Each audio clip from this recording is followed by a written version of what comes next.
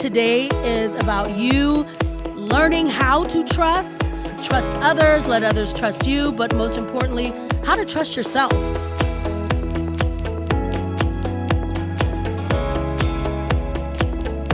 It'll be fun, but it will stretch you. The whole point is for you to grow. To share your weaknesses, to make yourself vulnerable. To make yourself vulnerable is to show your strength. It is about you being seen in a way that maybe you haven't been seen before. Everybody's important. I mean, everybody's different in their own ways.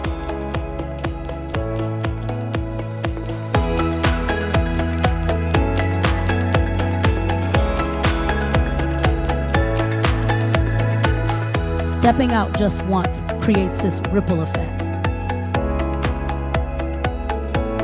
We're trying to build a culture of people that are comfortable with themselves, truly being you, and that starts with truly being seen.